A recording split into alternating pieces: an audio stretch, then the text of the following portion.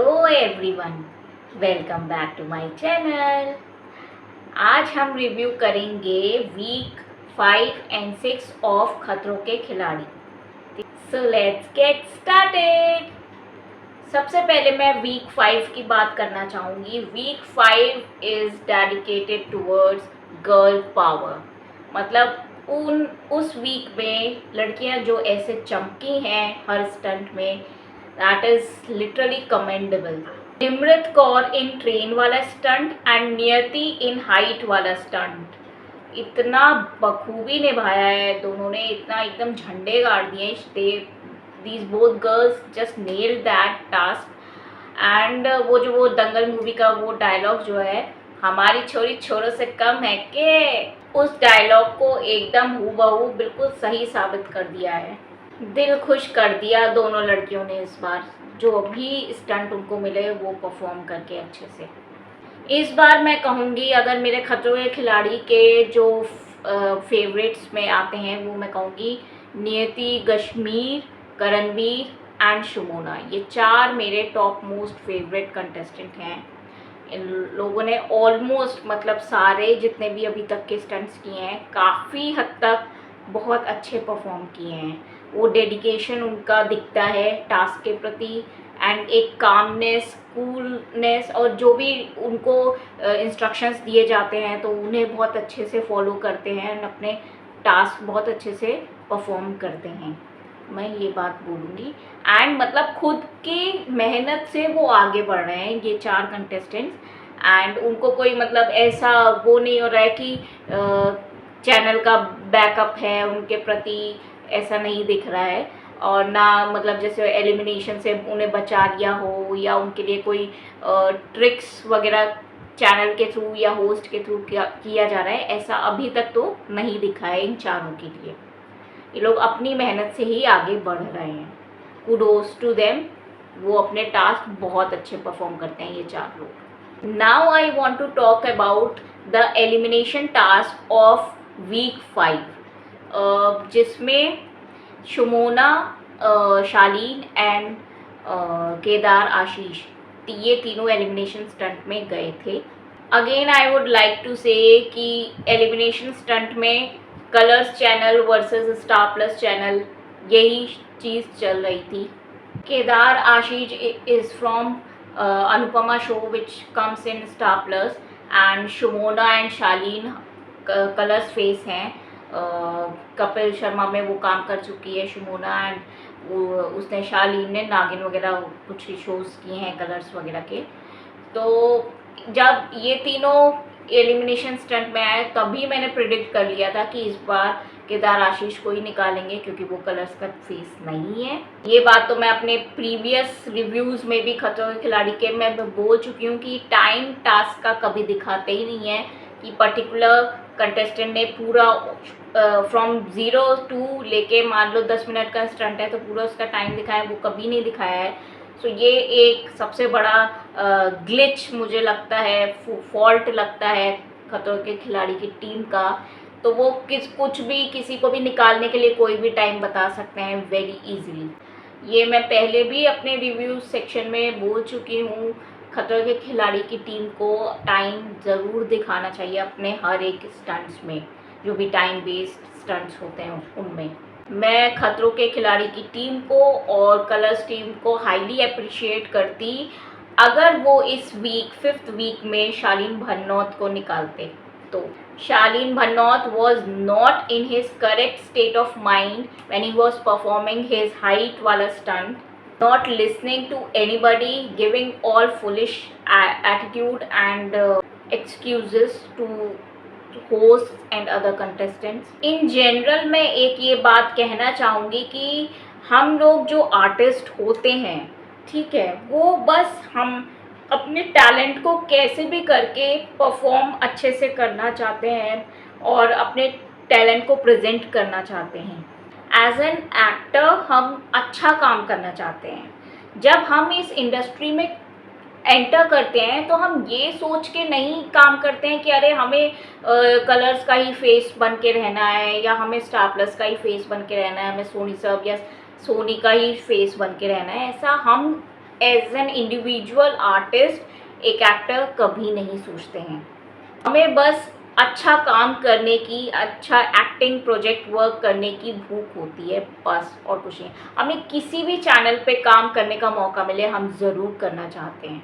ये जो policy colours team channel and Soni के जो रियलिटी शोज़ होते हैं, सोनी चैनल वाले जो ये करते हैं रियलिटी शोज़ में कि ये हमारे साथ काम कर चुका है, डेली सोप कर चुका है ये एक्टर, तो हम इसी को ही बिग बॉस या खतरों के खिलाड़ी जिताएंगे, या सोनी पे जो आता है वो झलक दिखला जा, हम उसी सोनी के साथ वर्क किया हुआ है तो हम उसी को ही प्रमोट करेंगे, उसी को ही जिताएंगे। ये पॉलिसी जो है ये बहुत गलत है। Channel needs to be fair when it comes to talent. जब आप किसी को एज अ कंटेस्टेंट के रूप में साइन कर रहे हो अपने रियलिटी शो में, तो इक्वल एंड फेयर अपॉर्चुनिटी हर एक कंटेस्टेंट को मिलनी चाहिए। I want to request to every channel head कि हर एक एक्टर को इक्वल एंड फेयर अपॉर्चुनिटी दो, उसको उसके कैलिबर के हिसाब से उसकी जर्नी उसको तय करने दो कि वो कितना आगे तक जाता है, कितना नहीं। वो खुद उसका जो एफर्ट्स हैं, जो मेहनत है वो डिसाइड करेगा, ना कि मतलब यू नीड टू, आप एक प्लेटफॉर्म दे रहे हो तो आपको फेयर प्लेटफॉर्म देना चाहिए हर एक कंटेस्टेंट को। प्लीज़ आप लोग मत डिसाइड कीजिए ये बिग बॉस एंड खतरों के खिलाड़ी में कि हम इसी को ही आगे तक लेके जाएंगे, इसी को ही जिताएंगे, इसी का ही अच्छा।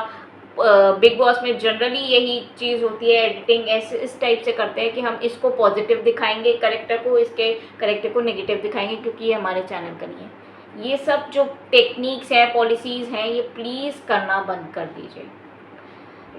जिसका जो ओरिजिनल व्यक्तित्व है, जो ओरिजिनल टैलेंट है, कैलिबर है, उसी को ही शोकेस कीजिए। Now I will talk about week 6।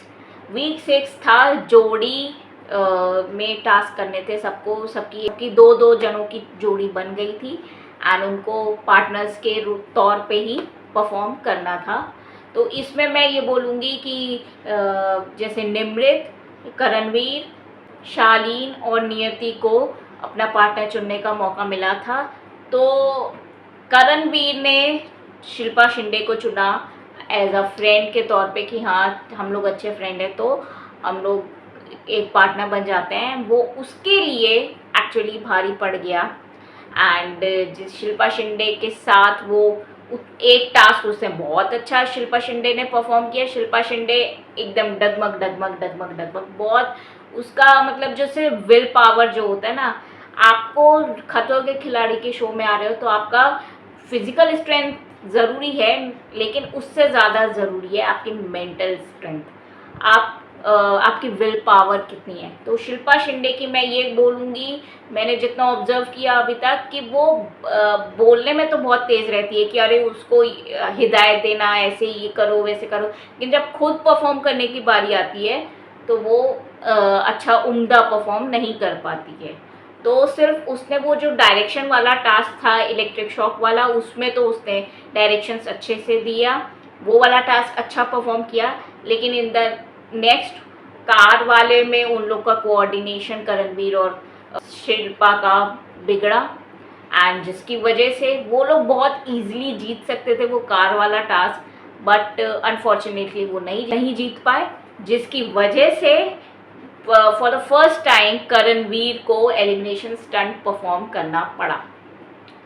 And अभी तक उसको एलिमिनेशन के राउंड में वो आया ही नहीं था। हमेशा पहला और दूसरा ही स्टंट वो इतना अच्छा कर लेता था कि वो सेफ हो जाता था। अभी तक वन ऑफ द फेवरेट्स में से मैं बता ही चुकी हूँ वो है, एंड स्ट्रॉन्ग भी बहुत है, मेंटली भी फिजिकली भी। उसकी जो वीकनेस है करणवीर की वो ये शॉक है, क्योंकि उसके पैर में प्लेट है लोहे की, सो दैट्स वाई उसको करंट बहुत ज़्यादा लगता है।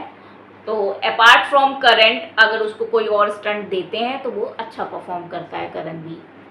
सो इसलिए उसको एलिमिनेशन स्टंट में देखना थोड़ा शॉकिंग था, but at the same time पता था कि हाँ वो बहुत ईजिली परफॉर्म कर लेगा। तो वैसे ही करणवीर ने हाइट वाला परफॉर्म अच्छा किया and same elimination stunt height वाला शुमोना को भी परफॉर्म करने का मौका मिला था, क्योंकि उसको किसी ने चुना नहीं था एज अ पार्टनर, तो वो एलिमिनेशन स्टंट में गई थी। लेकिन मुझे पता था वो भी परफॉर्म अच्छे से कर लेगी एंड उसने भी बहुत अच्छा परफॉर्म किया शुमोना ने, एज एक्सपेक्टेड।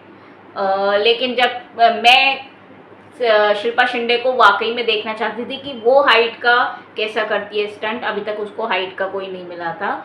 बट मतलब उसने ट्राई भी नहीं किया फ्लैग्स लेने के हाइट पे, विच वॉज, मतलब आप ट्राई भी नहीं करते हो जो इस उस मानसिकता के साथ जो आते हैं ना, वो मतलब वाकई में दिल को तोड़ के रख देते हैं। उनसे बहुत डिसअपॉइंटमेंट होती है इस टाइप के जो ट्राई ही नहीं करना चाहते हैं। वो तो वही बात है कि कलर्स के साथ काम कर चुकी हैं बिग बॉस, चूँकि बिग बॉस की विनर रह चुकी हैं शिल्पा शिंदे, इसलिए इतने चांसेस मिल रहे हैं शिल्पा शिंदे को कि बता नहीं सकते। पहली बार एलिमिनेट हुई, फिर वापस ले आई।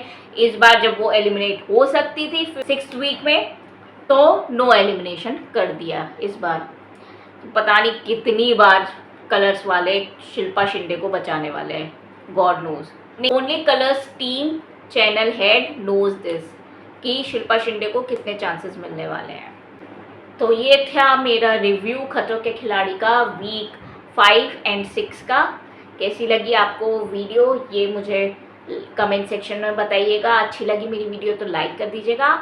आपने कुछ और ऑब्जर्व किया हो वीक 5 और वीक 6 में, तो प्लीज़ वो भी मुझे कमेंट सेक्शन में ज़रूर बताइएगा। आप अपने कमेंट को हाईलाइट कराना चाहते हो तो मुझे सुपर थैंक्स के रूप में अपने कमेंट में डोनेशन दे सकते हैं, 40 रुपीज़ से लेके कितने भी, जितना आपका इच्छा हो उतना। तो आपका कलरफुल कमेंट आएगा एंड हाईलाइटेड रहेगा, ऊपर आएगा आपका कमेंट। ठीक है, ये इन्फॉर्मेशन आपसे मुझे शेयर करनी थी। एंड अभी तक मेरा चैनल सब्सक्राइब नहीं किया है तो सब्सक्राइब कर लीजिए, और ऐसे ही मेरी दिलचस्प वीडियोस को देखने के लिए हिट द बेल आइकन, ताकि आपको आगे के आने वाली वीडियोस की नोटिफिकेशंस मिल सकें। Thank you, bye bye, keep enjoying your life, keep enjoying these reality shows.